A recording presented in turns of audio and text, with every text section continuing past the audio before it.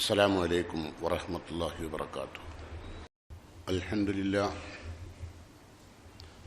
لله الواحد القهار العزيز الغفار مكور الليل على النهار نحمده ونستعينه ونؤمن به ونتوكل عليه ونعوذ بالله من شرور أنفسنا ومن سيئات أعمالنا من يهده الله فلا مضل له ومن يضلله فلا هادي له أشهد أن لا إله إلا الله وأشهد أن محمدا عبده ورسوله.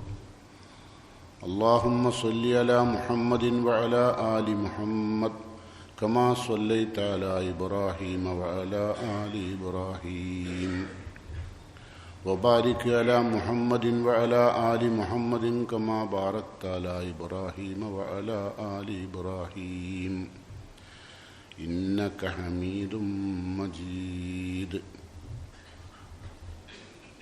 أما بعد فإن خير الكلام كلام الله وخير السنن سنن محمد صلى الله عليه وسلم وشر الأمور محدثاتها وكل محدثة بدعة وكل بدعة ضلالة وكل ضلالة في النار.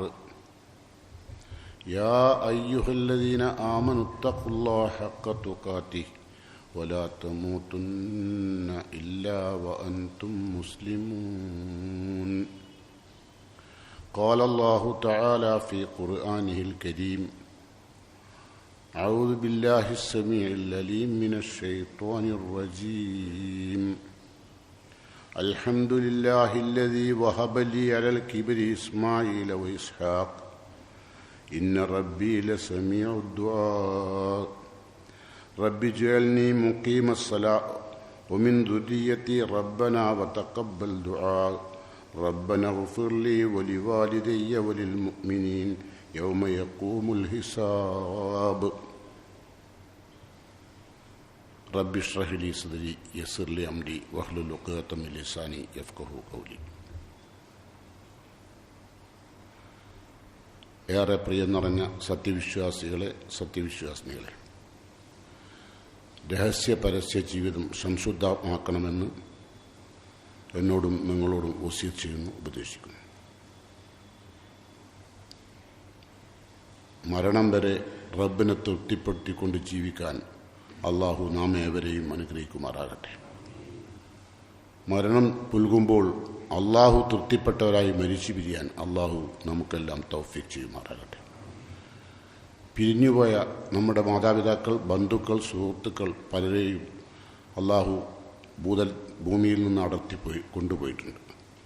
ആ കൊണ്ടുപോയ മുഴുവൻ ആളുകളുടെയും ഖബറിടം അള്ളാഹു സ്വർഗീയ അനുഗ്രഹങ്ങളാൽ നിറക്കുമാറാകട്ടെ.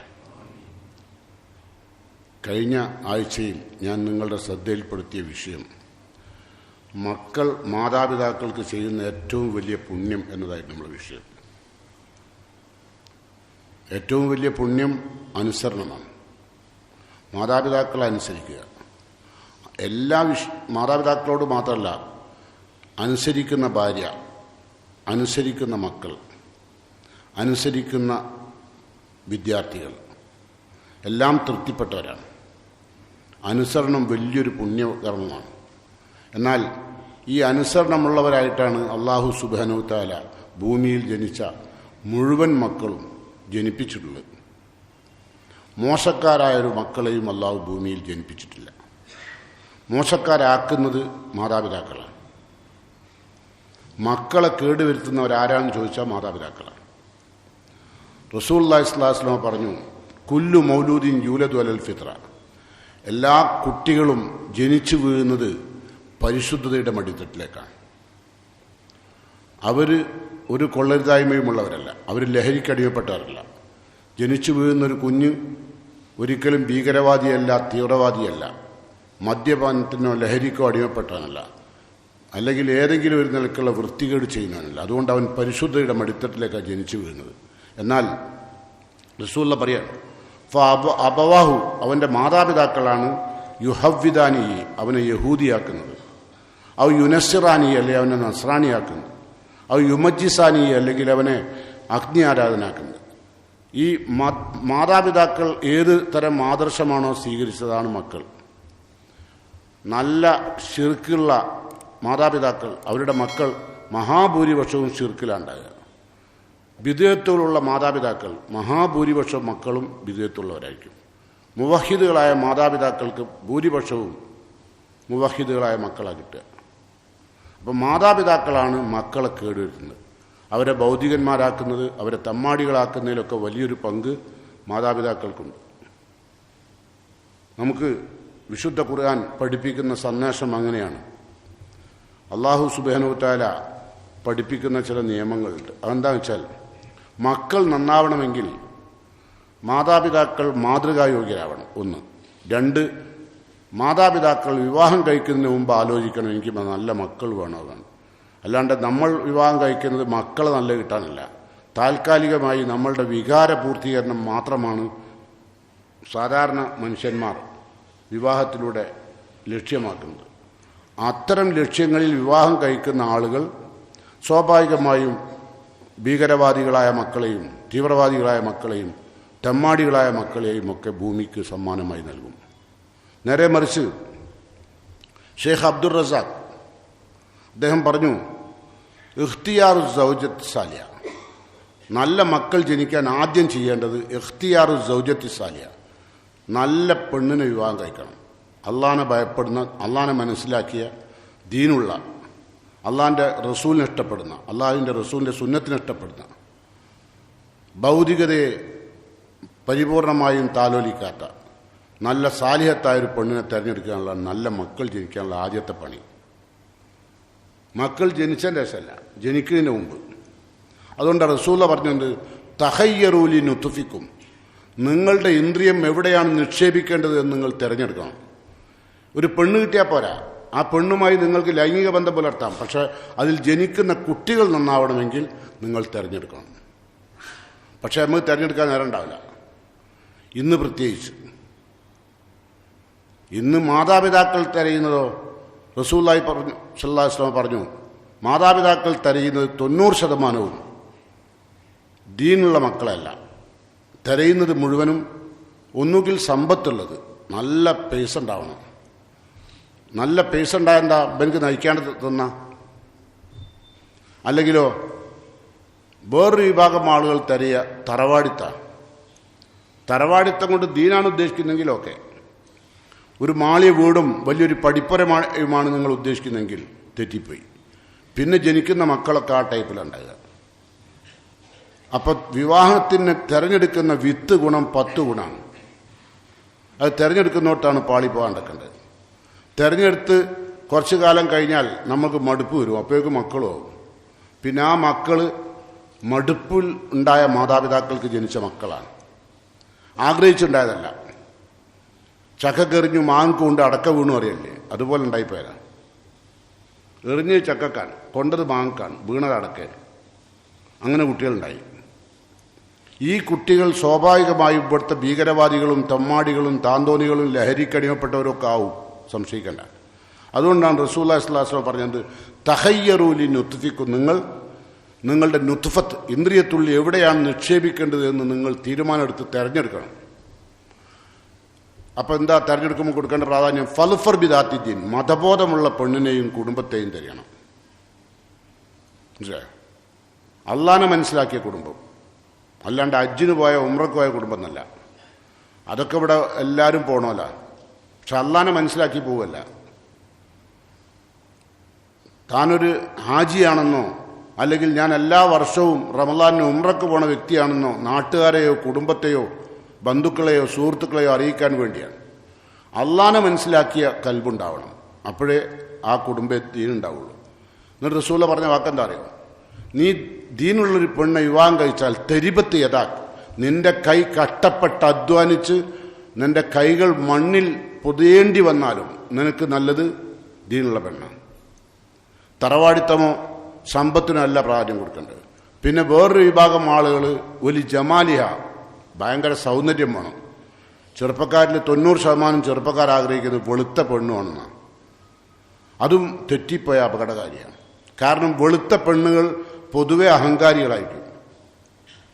സൗന്ദര്യം കൂടുതലാണോ എങ്കിൽ ആണായാലും പെണ്ണായാലും കുറച്ചൊരു കിബറുള്ളിൽ ഉണ്ടാവും.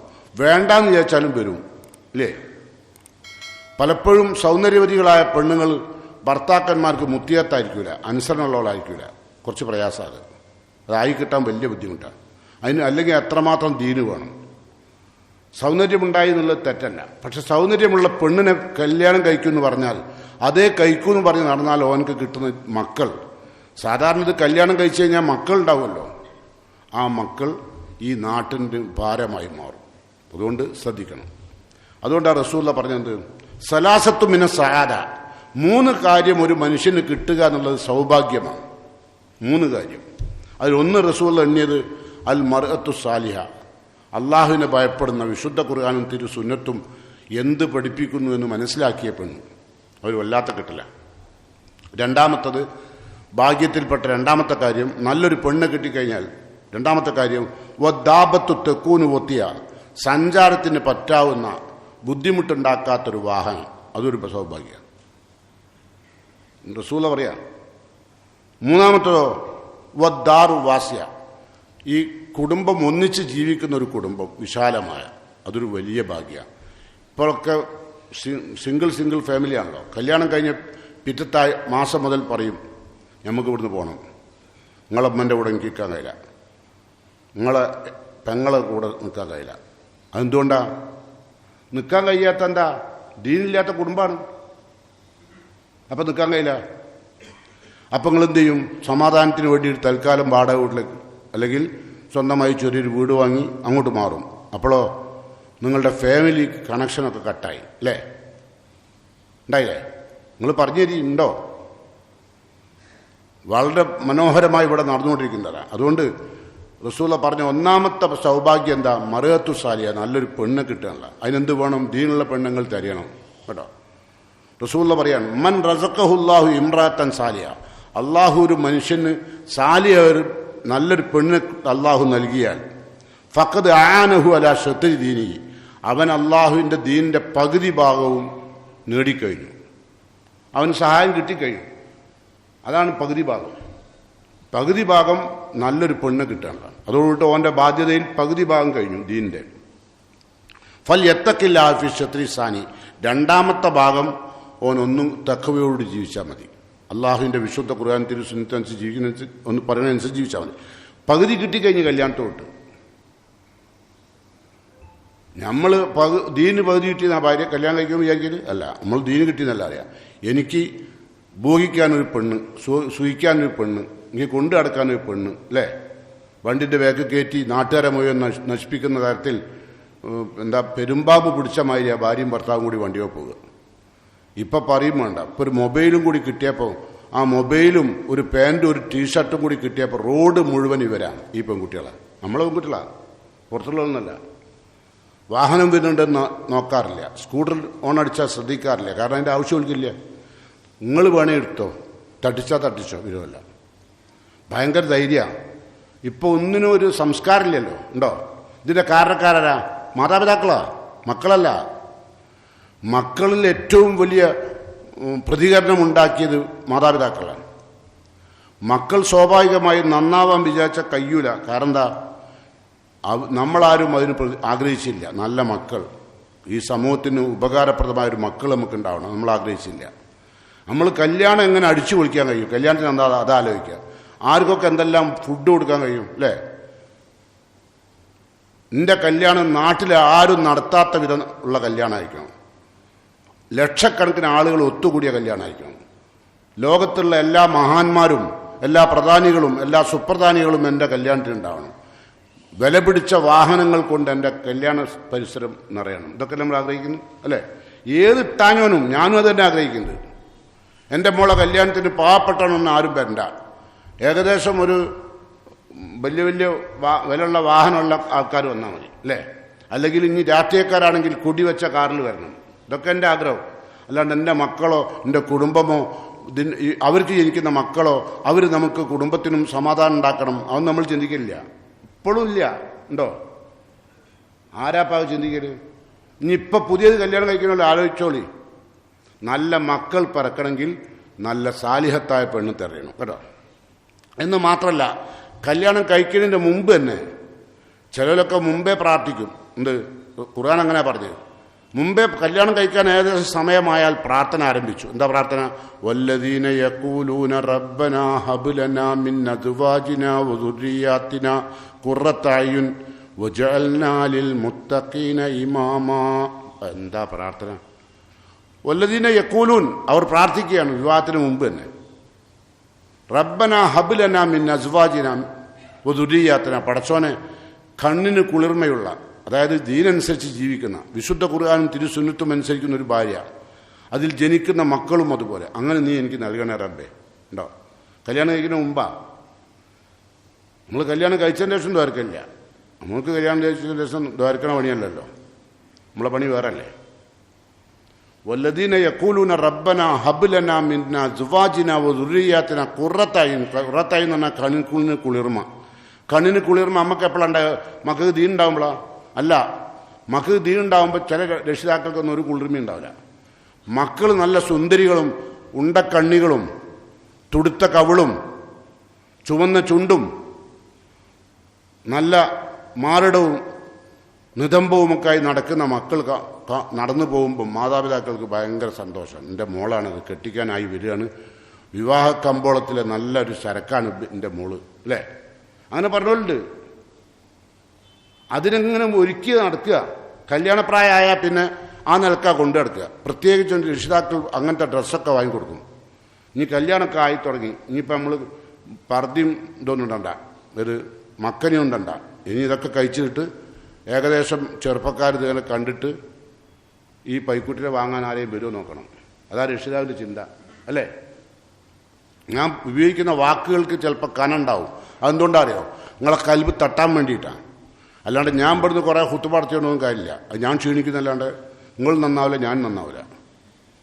നന്നാവണം എന്നുള്ള ചിന്ത ഉണ്ടാവണം. അതുകൊണ്ട് എന്താ വേണ്ടത്? മക്കൾ നന്നാവാൻ മാതാപിതാക്കൾ പ്രാർത്ഥിക്കണം. അപ്പം എന്താ പ്രാർത്ഥന നമ്മൾ കണ്ടു, അല്ലേ? എന്നാൽ പ്രവാചകന്മാരൊക്കെ അങ്ങനെ പ്രാർത്ഥിച്ചവരാണ്. നിങ്ങൾ നോക്കൂ, ഇബ്രാഹിം നബി അലൈഹി സ്വലാത്തു വസ്സലാം വാർദ്ധക്യത്തിൻ്റെ ദശയിലേക്ക് 90 വയസ്സൊക്കെ കഴിഞ്ഞപ്പോഴാണ് ഒരു കുഞ്ഞിക്കാലില്ലാത്ത പ്രയാസം അനുഭവിച്ചത്. അപ്പം അദ്ദേഹം പ്രാർത്ഥിച്ചത് എന്താ അറിയോ? റബ്ബി ഹബ്ലി മിനസ് സ്വാലിഹീൻ, പടച്ചവനെ സാലിഹായ ഒരു മകനെ തരണം. ഏതെങ്കിലും രക്ഷിതാവ് പ്രാർത്ഥിക്കുമോ? ഒരു സാലിയായ മോൻ നിങ്ങൾക്ക് വേണോ? വേണ്ടല്ലോ. സാലിയായ മോനും മോളി ആർക്കും വേണ്ട. നമുക്ക് ഏതാ വേണ്ടി? നന്നായി പഠിക്കുന്ന ഐക്യു, ഭയങ്കര ഐക്യുള്ള മക്കളായിരിക്കണം. ഇലക്ട്രോണിക് മാധ്യമങ്ങളിൽ അപാരമായ കഴിവ്, അല്ലേ? എന്നിട്ട് അതിൽ അഹങ്കരിക്കുക. എൻ്റെ കുട്ടിക്ക് ആ അറിവുണ്ട്, ഈ അറിവുണ്ട്, അല്ലേ? ലോകം മുഴുവൻ കീഴടക്കാനുള്ള എല്ലാ കഴിവുള്ള മക്കൾ. ആരെങ്കിലും പ്രാർത്ഥിക്കുക, പടച്ചോനെ റബ്ബി ഹബ്ലി മിനസ് സാലിഹീൻ. കല്യാണം കഴിക്കാത്തൊരു ചെറുപ്പക്കാരനോ ചെറുപ്പക്കാരിയോ റബ്ബെ എനിക്ക് സാലിയായ മക്കൾ തന്നെ അറിയോ? ഇല്ല, പറയില്ല, നമ്മൾ പറയലുമില്ല. ഇനി നമ്മളുടെ മക്കൾ ദീനിയായി നടക്കുകയാണെങ്കിൽ നമുക്ക് ഓനോട്ടൊരു മഫനാണ്, എന്താ എൻ്റെ മോൻ, അല്ലെ എൻ്റെ മോള്, അല്ലേ? നേരെ മറിച്ചോൾ നന്നായി ഇംഗ്ലീഷും ഹിന്ദിയൊക്കെ കൈകാര്യം ചെയ്യുമെങ്കിലോ ഐക്യു ഭയങ്കര. എന്നെപ്പോലല്ല എൻ്റെ മോള്, എൻ്റെ മോന് ഭയങ്കര കഴിവാണ്. എന്താ കഴിവ്? ഇപ്പം കാണിച്ചു തരുവാണ്. 2 കൊല്ലം കൊണ്ടവൾ കാണിച്ചു തരുവൾ കിട്ടിയ കഴിവെന്താന്ന് മനസ്സിലായോ? അപ്പോഴും നിലവിളിച്ചിട്ട് കാര്യമില്ല. അതിൻ്റെ മുമ്പ് ആണ് നമ്മൾ പ്രാർത്ഥിക്കുക. മാതാപിതാക്കൾ കല്യാണം കഴിക്കുന്നതിന് മുമ്പ് പ്രാർത്ഥിച്ചില്ല, പോട്ടെ. ഇനി കല്യാണം കഴിഞ്ഞ ശേഷം അവർക്ക് പ്രാർത്ഥിക്കാമല്ലോ, റബ്ബി ഹബ്ലി മിനസ് സാലിഹീൻ, സാലിഹായ സന്താനത്തെ, വിശുദ്ധ ഖുർആനും തിരുസുന്നത്തും അനുസരിച്ച് ജീവിക്കുന്ന മക്കളെ. അതിലാണ് കണ്ണിന് കുളിർമണ്ടാവേണ്ടത്. നോക്കൂ നിങ്ങൾ, സക്കരിയ നബി അലൈഹി സ്വലാത്തു വസ്സലാം റബ്ബിനോട് പ്രാർത്ഥിക്കും. പ്രവാചകന്മാരാ പ്രാർത്ഥിക്കുന്നത്. എന്താ പറയുക? റബ്ബി ഹബ്ലി ദുരിയത്തൻ തയ്യിബ, പടച്ചോനെ തയ്യിബത്തായ വിശുദ്ധയായ ഒരു കുട്ടിയെ എനിക്ക് തരണം. അത് പറഞ്ഞിട്ട് അദ്ദേഹം പറയാം, ഇന്നക്ക സമീഉദ്ദുആ, അല്ലാഹുവേ നീ പ്രാർത്ഥന കേൾക്കുന്നവനാണല്ലോ, എൻ്റെ പ്രാർത്ഥന കേൾക്കണം. പ്രവാചകനോട് പ്രാർത്ഥിക്കുക. അപ്പം അതുമാത്രമല്ല, ഇബ്രാഹിം നബി അലൈഹി സ്വലാത്തു വസ്സലാം സന്താനം കൊടുത്തു ഇബ്രാഹിം നബിക്ക് 90 വയസ്സിന് ശേഷം. അറിയാലോ അള്ളാഹു കൊടുത്ത സന്താനങ്ങളേതാ? മുസ്ലിങ്ങൾക്ക് ദീനറിയില്ല ഏതാ സന്താനം എന്ന് വെച്ചാൽ ചിലപ്പോൾ ഇപ്പം ഇതിൽ നിന്ന് ഞാൻ ചോദ്യം ചോദിച്ചപ്പോഴാണ്ട് ഇറങ്ങി ചോദ്യം ചോദിക്കാണ്ടല്ലോ, ഇവിടെ നീ നിങ്ങൾ പായും. എനിക്കത് ചോദിക്കാൻ പോതില്ലായിട്ടല്ല, പക്ഷെ ഞാൻ ചോദിക്കൂല, ഖത്തീബായതുകൊണ്ട്. എൻ്റെ ക്ലാസ്സിൽ നിങ്ങൾ വന്നാൽ ഞാൻ ചോദിക്കും, പഠിപ്പിക്കാൻ ചോദിക്കൂല കേട്ടോ. അപ്പം ഖലീലുല്ലാഹി ഇബ്രാഹിം നബി അലൈഹി സ്വലാത്തു വസ്സലാമിന് അള്ളാഹു കൊടുത്ത 2 മക്കൾ, ഒന്ന് ഇസ്ഹാഖും ഒന്ന് ഇസ്മായിൽ നബിയാണ്, അല്ലേ? ആ മക്കൾ അള്ളാഹ് കൊടുത്തതിന് ശേഷം അള്ളാഹുവിനോട് ഇബ്രാഹിം നബി പറയാം, അൽഹംദുലില്ലാഹില്ലദീ വഹബലി അലൽ കിബർ അള്ളാഹുവെ വാർദ്ധക്യത്തിലേക്ക് എത്തിയതിന് ശേഷം എനിക്ക് ഇസ്മായിലിനെയും ഇസ്ഹാക്കിനെയും തന്ന അള്ളാഹുവെ നിനക്കാണ് സ്തുതി കേട്ടോ. സൂറത്ത് ഇബ്രാഹിം എടുത്ത് മറിച്ച് നോക്കിയാൽ കാണാം. അൽഹംദുലില്ലാഹില്ലദീ വഹബലി അലൽ കിബരി ഇസ്മായിൽ വ ഇസ്ഹാഖ് ഇന്ന റബ്ബി ലസമീഉദ് ദുആ. എൻ്റെ റബ്ബേ, നീ പ്രാർത്ഥന കേൾക്കുന്നവനാണ്. എത്രയോ കാലം പ്രാർത്ഥിച്ചിട്ട് കിട്ടിയതാ അല്ലേ ഇസ്മായിൽ നബിയും ഇസ്ഹാഖ് നബിയും. ആ രണ്ട് കുഞ്ഞുങ്ങളെയും സാലിഹായ മക്കളായി അള്ളാഹ് കൊടുത്തു, രണ്ട് നബിമാർ. പിന്നെ അദ്ദേഹം പ്രാർത്ഥിക്കുക എന്താ? റബ്ബി ജഅൽനി മുഖീമസ്സലാത്ത്. അള്ളാഹുവേ, നിസ്കാരം നിലനിർത്തുന്നവൻ ആദ്യം എന്നാക്കണം, എന്നെ. എന്നിട്ടോ ഒമിൻ ദുരിയത്തി, എൻ്റെ മക്കളെയും. ആദ്യം മാതാപിതാക്കൾ നിസ്കരിക്കണം. മാതാപിതാക്കൾ ബാങ്ക് കൊടുക്കുമ്പോൾ നിസ്കാരമൊന്നുമില്ല, മൊബൈലിൽ ഇങ്ങനെ കളിക്കുക. ചിലവരിപ്പം എൻ്റെ റബ്ബെ മൊബൈലിൽ നോക്കിയിട്ടാണ് ചോറുണ്ടാക്കൽ, മൊബൈലിൽ നോക്കിയാൽ കൂട്ടാണ്ടാക്കുക. കാരണം നിങ്ങൾക്ക് രുചികരമായ ഭക്ഷണം മതി, നിങ്ങളെ ഭാര്യൻ്റെ സൽസ്വഭാവം നിങ്ങൾ പ്രതീക്ഷിക്കണില്ല. എല്ലാ ജാടകളും ലോകൈക ജാട മുഴുവൻ ഉണ്ടാവും മാപ്പിളാർക്ക്.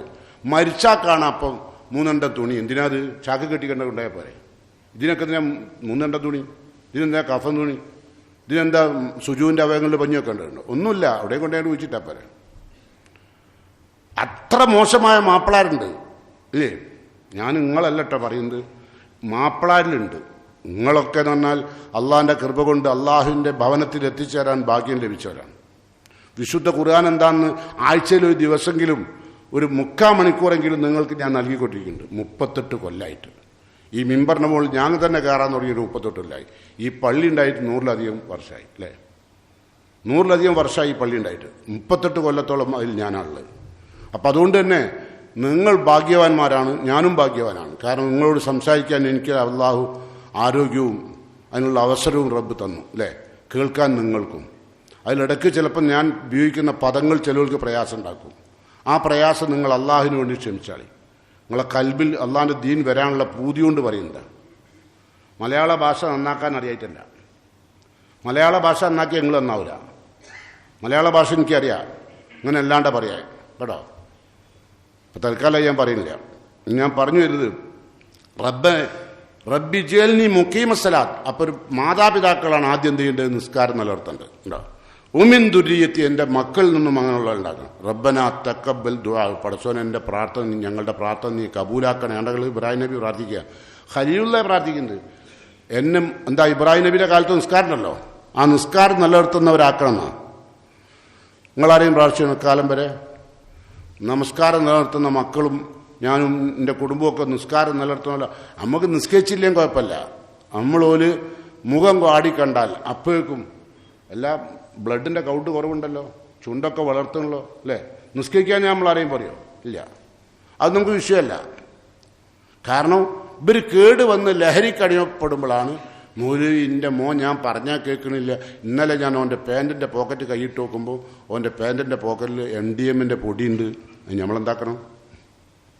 MDMൻ്റെ പൊടിയിലേക്ക് നിങ്ങൾ എത്തിച്ചാ ഓൻ വെറുതെ എത്തിയല്ല, ഓന് നിങ്ങൾ അള്ളാനെ പരിചയപ്പെടുത്തിയില്ല.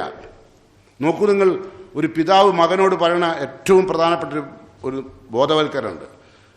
നമുക്കറിയാം, ബോധവൽക്കരണം നടത്തിയ ലുഖ്മാൻ ഹക്കീം തൻ്റെ മകനോട് പറഞ്ഞൊരു കാര്യമുണ്ട്. എന്താ അറിയോ? ഈ കാര്യം നമ്മളെ മക്കളോട് പറയുകയാണെങ്കിൽ എന്താ ഉണ്ടാകുക അറിയോ? ഒരിക്കലും മക്കൾ തെറ്റിയില്ല. ഇത് പഠിപ്പിച്ചാൽ ചെറുപ്പത്തിൽ പഠിപ്പിക്കണം കേട്ടോ. ചെറുപ്പത്തിൽ പഠിപ്പിക്കുക പറഞ്ഞാൽ ഏത് സമയത്ത് ഇവിടെയൊക്കെ നമ്മൾ പഠിപ്പിക്കലെങ്ങനെ 5 വയസ്സായ മറിച്ച കൊണ്ടാക്കും അല്ലേ? എന്നിട്ടോ ഒരു 12 വയസ്സാകുമ്പോൾ കുട്ടി മദ്രസ പഠനം നിർത്തി, ഇനി പഠനമില്ല. ആ സമയത്ത് തുന്നിയതൊക്കെ ഒരു ഓർമ്മക്കുറിപ്പായിട്ട് അവിടെ എടുക്കും. മൈസ്കാരൊക്കെ പഠിപ്പിച്ചു തന്നാ. ശരിക്കും എപ്പോഴാണ് ദീൻ പഠിക്കേണ്ടത്? ടീനേജിലാണ്. ഏത് പ്രായം? 13, 14, 15, 16, 17, 18, 19 അതുവരെയാണ് എന്ത് ചെയ്യേണ്ടത്? ദീൻ പഠിപ്പിക്കേണ്ടത്. ആ ടീനേജ് പ്രായത്തിലാണ് 19 വയസ്സ് വരെ ടീന്ന് പൊട്ടുന്ന കാലം. ഓനെ പിടിച്ചാൽ കിട്ടൂല. ആ സമയത്താണ് ദീൻ പഠിപ്പിക്കേണ്ടത്. നമ്മൾ പഠിപ്പിക്കലോ 5-ാം ക്ലാസ്സിൽ 5 വയസ്സാകുമ്പോൾ മദ്രസ കൊണ്ടാക്കും. മദ്രസ കൊണ്ടാക്കുന്നത് എന്തിനറിയോ? നാട്ടിലൊരു മാപ്പിളയെന്നറിയാൻ. ഞാനൊരു മുസ്ലിം കുടുംബത്തിൽപ്പെട്ട ആളാണെന്നറിയാൻ വേണ്ട, അല്ലാണ്ട് കുട്ടി നന്നാവാനൊന്നല്ല. അത് മാത്രമല്ല, എൻ്റെ കുട്ടിക്ക് സ്കൂളുണ്ട്, അത് നിങ്ങൾ ആദ്യം അറിയണം. എൻ്റെ കുട്ടി സ്കൂൾ പഠിക്കണ്ട. ദീൻ പഠിക്കുന്നോടത്ത് ഭൗതികമായ പഠനത്തിനയക്കുന്ന എത്ര രക്ഷിതാക്കളുണ്ട്? എന്ത് രക്ഷിതാക്കൾ? അല്ലേ? മര്യാദക്ക് ദീൻ പഠിച്ചുകൊടുക്കേ, പ്രാധാന്യമില്ലാത്തോട്ടെ. അതല്ലേ റസൂല പറഞ്ഞത്, ലോകം അവസാനിക്കാനാവുമ്പം ഒത്തഅല്ലുമുലി ഗൈരിദ്ദീൻ, മതപരമല്ലാത്ത അറിവിന് മുസ്ലിങ്ങൾക്കിടയിൽ വലിയ പ്രാധാന്യം വരും. മതത്തേക്കാൾ വലിയ പ്രാധാന്യം. ഭൗതിക വിദ്യാഭ്യാസം നേടണ്ടെന്ന് ഖുർആൻ പറഞ്ഞില്ല, നേടണമെന്നാണ് പറഞ്ഞത്. നിങ്ങൾക്കറിയില്ലേ സൂറത്ത് ഗാശിയയിൽ അല്ലാഹ് എന്താ പറഞ്ഞത്? അഫലാ യൻളുറൂന ഇലൽ ലിബിലി കൈഫ ഖുലിഖത്, അല്ലേ? എന്താ അർത്ഥം? അഫലാ യൻളുറൂൻ, മനുഷ്യരെ നിങ്ങൾ നോക്കുന്നില്ലേ, പഠിക്കുന്നില്ലേ? ഇലൽ ലിബിലി, ഒട്ടകത്തെക്കുറിച്ച്. ഒട്ടകം വല്ലാത്തൊരു ജീവശാസ്ത്ര ജീവിയാണ്, അല്ലേ? മാസങ്ങളോളമുള്ള ഭക്ഷണവും വെള്ളവും സ്റ്റോർ ചെയ്യാനുള്ള കപ്പാസിറ്റിയോടുകൂടിയാണ് അള്ളാഹു ആ ജീവിയെ സൃഷ്ടിച്ചത്. അതിൻ്റെ ബയോളജി പഠിക്കാനാണ് പറഞ്ഞത്. അപ്പോൾ ആ ബയോളജി പഠിക്കേണ്ടെന്ന് ഖുർആൻ പറയുന്നില്ല. അഫലാ യൻളുറൂന ഇലൽ ലിബിലി കൈഫ ഖുലിഖത്, അത് എങ്ങനെയാണ് സൃഷ്ടിക്കപ്പെടുന്നത് പഠിക്കാൻ പറയാം. ബയോളജി വേണമെന്ന് പറഞ്ഞത്. പക്ഷെ ബയോളജി അങ്ങോട്ട് പഠിച്ചു കഴിഞ്ഞാൽ, ദീൻ അങ്ങോട്ട് ഒഴിവാക്കി പഠിപ്പിച്ചാൽ നിങ്ങളെ കുട്ടി എന്താവുമെന്ന് പറയാൻ കഴിയാം. മുമ്പ് ഒരു വലിയ ശാസ്ത്രജ്ഞൻ, അദ്ദേഹം 10 മക്കളെ ദത്തെടുത്തു. 10 മക്കളെയും 10 ആളുകളുടെ കയ്യിൽ ഏൽപ്പിച്ചു പോറ്റാൻ വേണ്ടി. ഒരു മോനെ ഏൽപ്പിച്ചത് ഡോക്ടറുടെ കയ്യിലാണ്, വേറൊരു മോനെ ഏൽപ്പിച്ചത് ഒരു കർഷകൻ്റെ കയ്യിലാണ്, വേറൊരു കുട്ടിയെ പോറ്റാൻ ഏൽപ്പിച്ചത് ഒരു പണ്ഡിതൻ്റെ കയ്യിലാണ്. ഇങ്ങനെ ഓരോ മക്കളെയും അവസാനം ആ കുട്ടികൾ വളർന്നു വന്നപ്പോൾ ഈ പറഞ്ഞ രൂപത്തിലായി. നിങ്ങൾ നോക്കേണ്ടി, ഇവിടെയുള്ള ഡോക്ടർമാരുടെ മക്കളൊക്കെ മിക്കവാറും എന്തായിരിക്കും, ഒരു 90% ഡോക്ടറാവും, അല്ലേ? ഒരു വൈദ്യരുടെ മക്കളാണെങ്കിലോ 90% വൈദ്യരാവും. ഒരു പണ്ഡിതൻ്റെ മക്കളാണെങ്കിലോ, ഇപ്പം പണ്ഡിതന്മാരുടെ മക്കളും മോശമാണ്, ഓർക്കും ദീൻ വേണ്ടാണ്. കാരണം ഓൻ തന്നെ ദീമ കുടുങ്ങി കുതിരിക്കുക. ഇനിയിപ്പോൾ എൻ്റെ മോനും കൂടി അതിലേക്ക് ഇറക്കണ്ട, എൻ്റെ മോൻ ശാസ്ത്രജ്ഞനാവണം, ഓൻ വക്കീലാവണം, അതിലാണ് നമ്മളെ അഭിമാനം, അല്ലേ? എന്താപ്പം എനിക്ക് പറയാം. ഇതൊക്കെ കഴിഞ്ഞാലോ നിങ്ങൾക്കറിയില്ലേ, ഇമാം ഗസാലിയൊക്കെ പ്രാർത്ഥിച്ചത് എന്താ അറിയോ? ഒരു മകനെ വേണമെന്നാണ്. അഹമ്മദ്, ഗസാലിൻ്റെ ഉപ്പാൻ്റെ പേരാ അഹമ്മദ്, അല്ലേ? അദ്ദേഹം പ്രാർത്ഥിച്ചത് എന്താ അറിയോ? ഒരു പണ്ഡിതനായ മകനെ. പ്രാർത്ഥിച്ച ഇമാം ഗസാലി ആരായി? ലോകത്തെ ഏറ്റവും വലിയ കർമ്മശാസ്ത്ര പണ്ഡിതനായില്ലേ? അള്ളാഹ് കൊടുത്തില്ലേ ഇമാം ഗസാലിനെ? മാതാപിതാക്കളുടെ പ്രാർത്ഥന അള്ളാഹ് കബൂലാക്കും. അതുകൊണ്ട് സൂക്ഷിക്കുക കേട്ടോ. അപ്പം ഞാൻ പറഞ്ഞു വരുന്നത്, അവർക്ക് പറഞ്ഞു കൊടുക്കണം. ഇപ്പം നമ്മളെ മക്കളെ നമ്മൾ ഒരു ടീനേജ് പ്രായത്തിൽ, ഞാൻ പറഞ്ഞ പ്രായമില്ലേ, 13, 14, 15, 90 വരെയുള്ള പ്രായം, ആ പ്രായത്തിൽ നിങ്ങളെ മക്കൾക്ക് നിങ്ങൾ കൊടുക്കേണ്ട തെർബിയത്ത് എന്താ അറിയോ?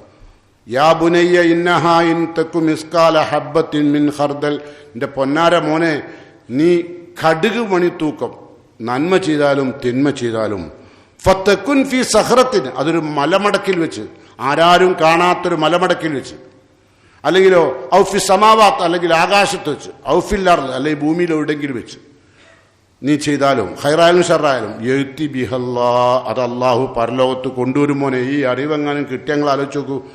മാതാപിതാക്കളുടെ അഭാവത്തിൽ മക്കൾ തെറ്റ് ചെയ്യോ? ചെയ്യൂല. കാരണം എന്താ? ഈ കുട്ടി പഠിച്ചിന് എന്ത്? ഇപ്പം നമ്മളെ മക്കളൊക്കെ പഠിക്കാൻ വേണ്ടി നമ്മൾ കൊണ്ടാക്കുന്നത് ബാംഗ്ലൂർ, ഡൽഹി, അല്ലേ, മദ്രാസിൽ ഒക്കെയാണ്. അപ്പം മാതാപിതാക്കളുടെ അഭാവത്തിലാണ്, പിന്നെ ഓൻ ആരും കാണാനില്ല. അപ്പോഴോ അവിടെയാണ് വിശുദ്ധ ഖുർആന്റെ ഈ സന്ദേശം. എന്താ പറഞ്ഞത്? ഇന്നഹാ ഇൻ തക്കു മിസ്കാല ഹബ്ബത്തിൻ മിൻ ഖർദൽ, ഒരു കടുക് മണി തൂക്കം നന്മ ചെയ്താലും തിന്മ ചെയ്താലും, യഅ്തി ബിഹല്ലാ, അത് അല്ലാഹു പരലോകത്ത് കൊണ്ടുവരുമോനെ. എന്നിട്ട് പറയാ, ഇന്നല്ലാഹ ലതീഫുൻ ഖബീർ, നിന്റെ ഓരോ സെക്കൻഡുകളും സൂക്ഷ്മമായി അറിഞ്ഞാനാ അല്ലാഹ്, മറന്നുകൊണ്ട. ഇതൊന്നും നിങ്ങളെ കുട്ടം പഠിപ്പിച്ചു നോക്കിയാണ്. ആര്? രക്ഷിതാവ്. അതിന് രക്ഷിതാവ് പഠിക്കേണ്ടത്. രക്ഷിതാവ് തന്നെ അങ്ങനെ. ഇവിടുന്ന് വണ്ടി കയറിയാൽ കണ്ടിട്ടുണ്ട്, ട്രെയിനിലൊക്കെ കയറിയാൽ, ഡൽഹി ബോംബെ ഒക്കെ പോകുന്ന വണ്ടിയില്ലേ, അതിലാണ്ട് കയറിയാൽ കാണാം നമ്മളെ പല രക്ഷിതാക്കളും. സാധനം പർച്ചേസ് ചെയ്യാൻ പോവാം, ഒരു അതിനായിട്ട് ഒരു ടൗസർ വാങ്ങും ട്രെയിനിനുണ്ടായി. ഞാൻ കാണുന്നതാ. ഇന്നിങ്ങോട്ട് കണ്ടാൽ കാണാൻ വേറെ കമ്പാർട്ട്മെൻറ്റിലേക്ക് പോകണം. ഓരിങ്ങനെ നടന്നു പോകുമായിരിക്കും, അതിലിടക്കായിരിക്കും ഇന്നെ കാണുക. ട്രെയിനിലിങ്ങനെ നടക്കുമല്ലോ. അപ്പോൾ ഒരു കണ്ട ടൗസർ ആയിട്ട് വരിക, വല്ല മിലിറ്ററിക്കാരൊക്കെ ടൗസർ പോലത്തെ. ഇത് കണ്ടാണല്ലോ ഈ കുട്ടി പഠിക്കുന്നത്. പിന്നെ അതിന് ചേർത്ത ചെറിയ ടൗസറിലിടുക. എന്നിട്ടോ ടൗസറിൽ വീണ് എണ്ണ കയറ്റിയാലോ? മൗലവി വളരെ മോശമാണ്, എൻ്റെ മോന് അപകടത്തിൽ നിന്ന് അപകടത്തിലേക്ക് പോയിക്കൊണ്ടിരിക്കുക, ഒരു കൗൺസിലിംഗ് കൊടുക്കാൻ പറ്റുമോ? അങ്ങനെ കൗൺസിലിംഗ് ഒരു കച്ചവടമാണല്ലോ.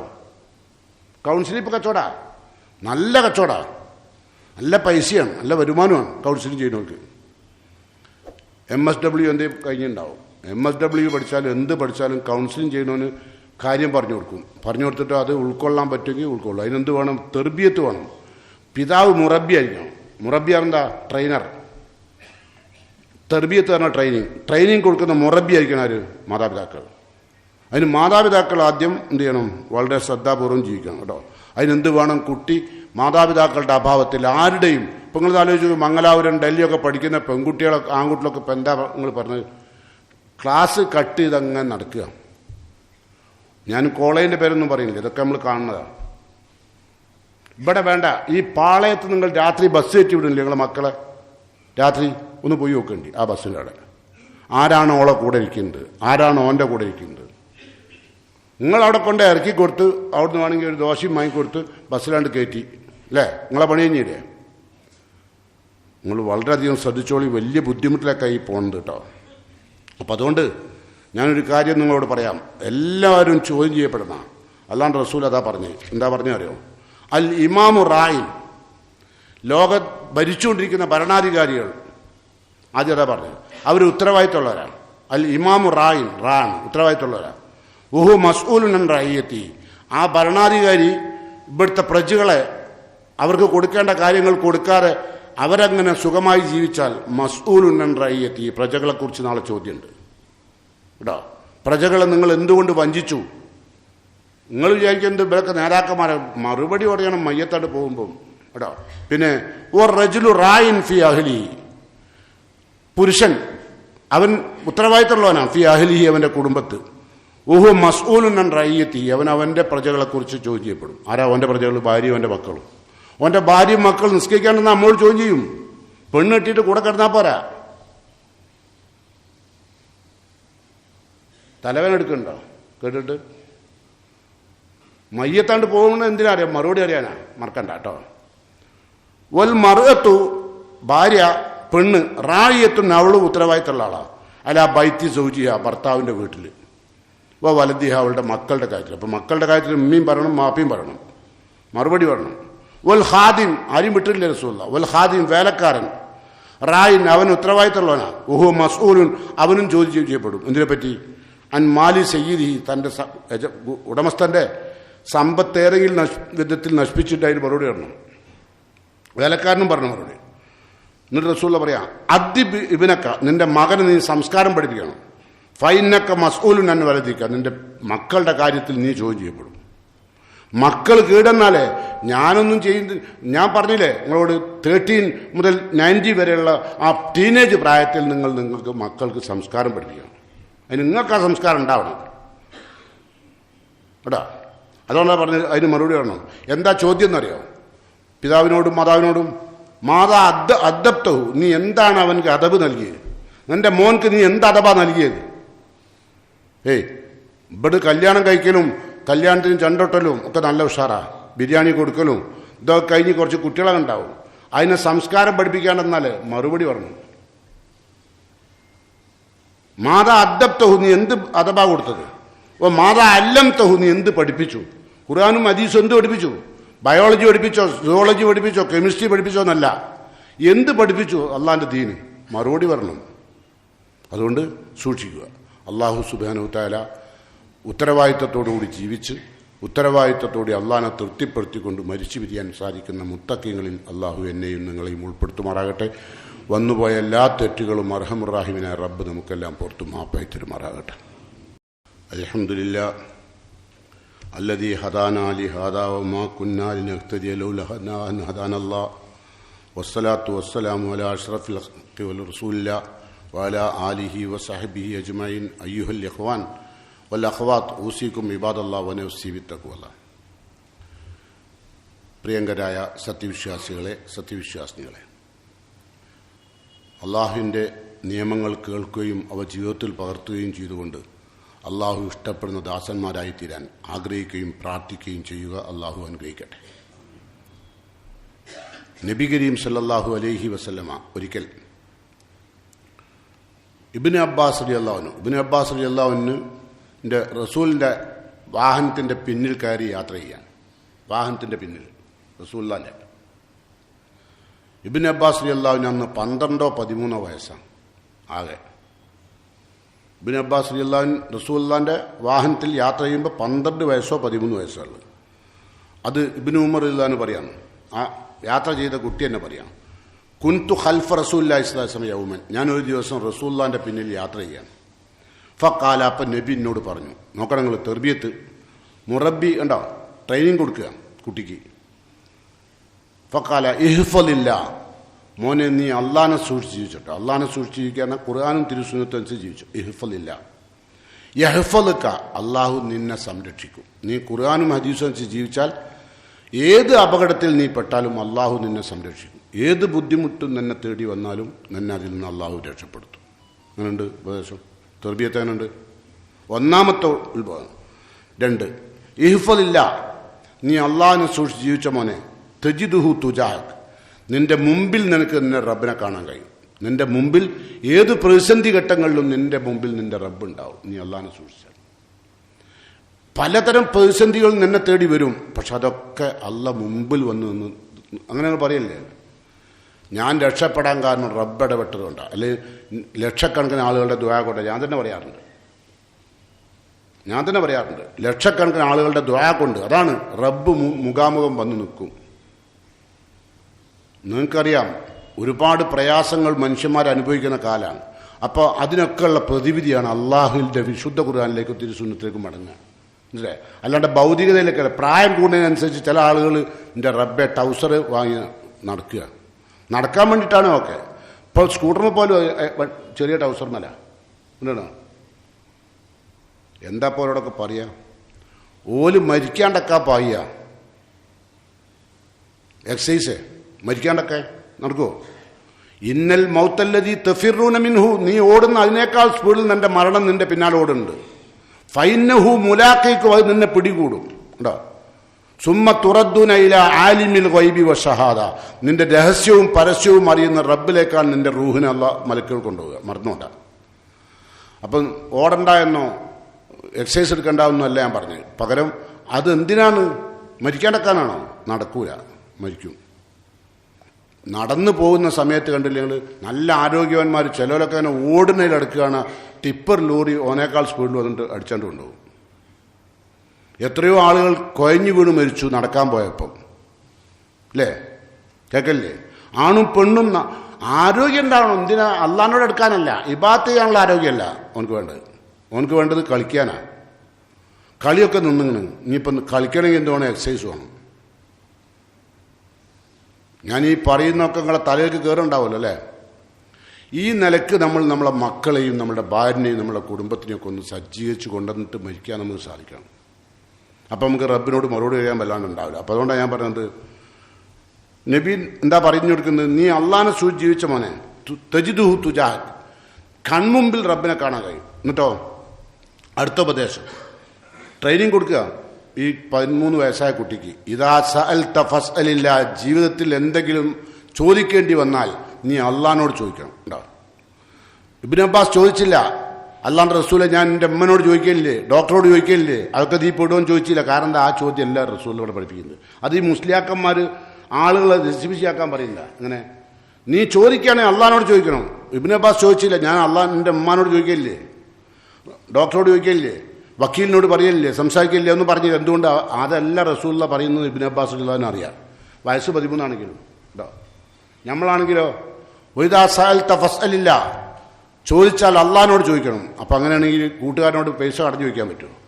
അതാണ് ഇവിടെ പറഞ്ഞ്. അല്ല, നമ്മളുടെ ബുദ്ധിക്കും നമ്മളുടെ കഴിവിൻ്റെയൊക്കെ അപ്പുറമുള്ള കാര്യങ്ങളാണ് ചോദിക്കുന്നത്. വഇദാ സഅൽത ഫസ്അലില്ലാ വഇദസ്തഅൻത ഫസ്തഇൻ ബില്ലാ, സഹായം ചോദിക്കുകയാണെങ്കിൽ റബ്ബിനോട് ചോദിക്കണം. ഉണ്ടോ? എന്നിട്ട് പറയാം, റസൂൽ പഠിപ്പിക്കുന്നുണ്ടെങ്കിൽ ഒരു ചെറിയ കുട്ടിക്കാണ് പഠിപ്പിക്കുന്നത്. നമ്മളാണ് എന്ത് പറയും, ഇത്ര ചെറിയ കുട്ടീനോട് ഇങ്ങനത്തെ കാര്യമൊക്കെ പറയൽ? ഒക്കെ കുട്ടിക്ക് താങ്ങാൻ കഴിയുമോ? കുട്ടിക്ക് അത് താങ്ങാൻ കഴിയില്ല, അങ്ങേപ്പുറം താങ്ങാൻ കഴിയും, അല്ലേ?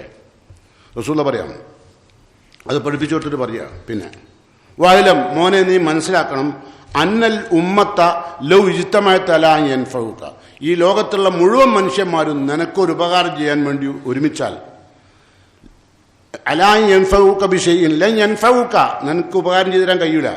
അങ്ങനെ എല്ലാവരും കൂടി ഇപ്പം നമ്മളൊക്കെ ദീൻ ഒഴിവാക്കണ്ട, ദീനും ഉണ്ടായാൽ ഓല് നമ്മളോട് മിണ്ടൂല, ഓല് നമ്മളോട് സഹകരിക്കൂല. അപ്പം അതുകൊണ്ട് നമുക്ക് ദീൻ ഒഴിവാക്കാം. അല്ലേ? എന്തുകൊണ്ടാണ് നമ്മൾ വിവാഹത്തിലൊക്കെ നടക്കുന്ന ആർഭാടങ്ങൾക്കെതിരെ പൊരുതാത്ത് എല്ലാവരും ശത്രുക്കളാവും? ഒരാളും ശത്രുവാവില്ല. ആരും ശത്രുവായാലും നടക്കൂല. എത്തിക്കണ കൽബിൽ ഈ 13 വയസ്സാരനോടാണ് റസൂൽ ഇത് പറയണ്ടേ? ആലോചിച്ച് നോക്കിയാൽ നമ്മളൊക്കെ മുസ്ലിമാണോ? അപ്പോഴോ എന്നിട്ട് പറയാ ഇല്ലാ ബിഷൈഇൻ ഖദ് കതബഹുല്ലാഹു ലക്, അള്ളാഹു 50,000 വർഷം മുമ്പ് നിന്റെ പേരിൽ എഴുതിയിട്ടുണ്ടെങ്കിൽ അത് നടക്കും, അല്ലെങ്കിൽ നടക്കൂല. എല്ലാവരും കൂടി ഉപകാരം ചെയ്യാൻ കഴിയൂല. അപ്പം നമുക്കൊരാൾ ഉപകാരം ചെയ്യണമെന്ന് പറഞ്ഞാൽ, സഹായം ചെയ്യണമെന്ന് പറഞ്ഞാൽ നമ്മൾ വിചാരിക്കുന്നത് ഒരു തരാമെന്ന് പറയുന്നത്. തരാമെന്ന് പറഞ്ഞിട്ട് അല്ല എഴുതിയില്ലല്ലോ, കിട്ടൂല. അതവിടെ ചെല്ലുമ്പോൾ പറയും നിങ്ങൾക്ക് തരാൻ പറ്റില്ല, നമ്മൾ അന്വേഷണത്തിൽ നിങ്ങളതിന് അർഹനല്ല, തീർന്നില്ലേ? ചിലവരൊക്കെ തരാന്ന് പറഞ്ഞിട്ട് അങ്ങ് ഇവിടെ തന്നെ കാണാൻ പള്ളിക്കല്ലേ, ഞാൻ വല്ലൊന്നും പറയുന്നില്ല അല്ലോ. നിങ്ങൾ കഴിഞ്ഞ പ്രാവശ്യം എന്നോട് പറഞ്ഞിരുന്നല്ലോ അടുത്ത ആഴ്ച വരാൻ പറഞ്ഞു. നിങ്ങൾ അന്വേഷിച്ച് നോക്കി, നിങ്ങൾ അതിന് അർഹനല്ല എന്ന് ബോധ്യപ്പെട്ടു, അതുകൊണ്ട് തരാൻ പറ്റില്ല. എന്താ 50,000 വർഷം മുമ്പേ, ഇപ്പോൾ എഴുതിയല്ല, 50,000 വർഷം മുമ്പ് അല്ല എഴുതിയത്. അതുകൊണ്ട് അതാ നടക്കുന്നത്.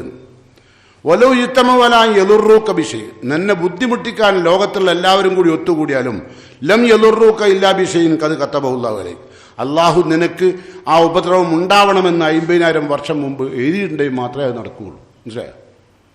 എൻ്റെ അർത്ഥം മനസ്സിലായോ? ഇപ്പോൾ ഇവിടെയുള്ള കച്ചവടക്കാർ പറയാ ഓലെല്ലാവരും കൂടിയിട്ട് എൻ്റെ കച്ചവടം പൊളിക്കാൻ ശ്രമിക്കുക, നടക്കൂല. എൻ്റെ കച്ചവടം ഉഷാറാക്കാൻ ശ്രമിക്കുക, നടക്കൂല. ഇത് അള്ളാഹു എഴുതിയത് നടക്കുകയുള്ളൂ കേട്ടോ. അപ്പം അതുകൊണ്ട് അള്ളാഹിൻ്റെ ഒരു ഖദർ ഖലാവിനെ വരെ ഈ 13 വയസ്സായ കുട്ടിക്ക് അള്ളാഹിൻ്റെ റസൂൽ പഠിപ്പിക്കുന്നുണ്ട് കേട്ടോ. അപ്പം അതിൻ്റെ അർത്ഥം എന്താ? ചെറുപ്പം മുതലേ മുറബിയായിരിക്കണം, എന്നാലേ ദീനിൽ നിൽക്കാൻ കഴിയും.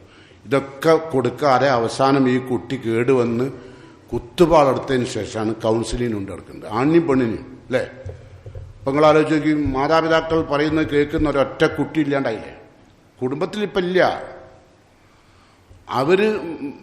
നമ്മൾ പറയുന്നത് നിങ്ങൾ ആലോചിക്കുക, എന്തൊരു ഇജ്ജത്തല്ലേ എൻ്റെ മോനല്ലേ എൻ്റെ മോള് ഞാൻ പറഞ്ഞതിൻ്റെ അങ്ങേപ്പറില്ല പഠിച്ചോനെ, വല്ലാത്ത അൽഹംദുലില്ലാ നീ എനിക്ക് തന്നൊരു സമ്മാനമാണ് പഠിച്ചോനെ, അങ്ങനെ പറയാൻ ധൈര്യമുള്ള എത്ര മാതാപിതാക്കളുണ്ട്? ഇല്ല, കഴിഞ്ഞു അല്ലേ ആ കാലമൊക്കെ. ചിലപ്പോൾ ഇന്ത്യങ്ങളെയൊക്കെ ചെറുപ്പത്തിൽ നമ്മളെ മാതാപിതാക്കൾ അങ്ങനെ പറഞ്ഞിട്ടുണ്ടാവും. ഇപ്പം അങ്ങനെ അറിയുന്നത് പഠിച്ചോനെ 3 ടെട്ടി കൊണ്ടായാൽ മതിയെന്ന്. കുട്ടികളുള്ളിലല്ല പറഞ്ഞത്, ഒരു പ്രാർത്ഥിക്കുന്നുണ്ട്. ഏത്? അല്ലാഹുമ്മ അഹ്ലിക് വലതി, പഠിച്ചോനെ എൻ്റെ മക്കളെ കൊല്ലണേ, നശിപ്പിക്കണേ പഠിച്ചോനെ, എനിക്ക് ഇനി കണ്ണ് കാണാൻ വയ്യ, ഇനി കാണാൻ കഴിയില്ല. പിതാവ് അടിക്കുന്നത് കണ്ട് ഉമ്മാർ പറയാറുണ്ട്. പിതാവ് നന്നാക്കാൻ വേണ്ടി ചിലപ്പോൾ അടിക്കും, അത് പിതാവിന് അറിയാത്തതുകൊണ്ടാണ്. അടിച്ചാൽ നന്നാവില്ല എന്നുള്ളത് വേറെ വിഷയം. അടിച്ചെന്നാണ് ഞാനും നിങ്ങളൊക്കെ നന്നാവേണ്ടിയില്ലേ? നമ്മളൊക്കെ ബെൽറ്റോണ്ട് വരെ കിട്ടിയതിൻ്റെയൊക്കെ അടിയിട്ടുമല്ല രക്ഷിതാക്കളുള്ളവർ. ഞാനൊക്കെ എൻ്റെ വാപ്പ ഞാൻ മരിക്കുമ്പോൾ എൻ്റെ ഉപ്പ മരിക്കുമ്പോൾ എനിക്ക് 2 വയസ്സാണ്. അപ്പോൾ എൻ്റെ ഉപ്പയും ഈ രംഗത്തുള്ളൊരു പണ്ഡിതനായതുകൊണ്ടാണ് ചിലപ്പോൾ ഞാൻ അങ്ങനെ ആയിണ്ടാകുക. അതാണ് ഞാൻ നേരത്തെ പറഞ്ഞത്, മാതാപിതാക്കളുടെ പ്രാർത്ഥന വല്ലാത്ത കബൂലാക്കൽ അല്ലേ. ഞാൻ പറഞ്ഞു വരുന്നത് എന്താ വെച്ചാൽ, മക്കൾ എന്താവണം? നല്ലവരായി മാറണം. അപ്പം അതിനെന്ത് വേണം? മാതാപിതാക്കൾ മാതൃകായോഗ്യരായിരിക്കണം കേട്ടോ. അല്ലാണ്ട് നമ്മളെല്ലാ തോന്നിയാസും കണ്ടുകൊണ്ട് മക്കളെ നന്നാക്കാൻ ചോദിച്ചാൽ നടക്കൂല. എല്ലാവരും ഈ മൊബൈൽ ഉണ്ടല്ലോ, അതിൻ്റെ ആപ്പുകൾ, അതിൻ്റെ പേര് തന്നെ പോയി പെടുക ആപ്പിൽ.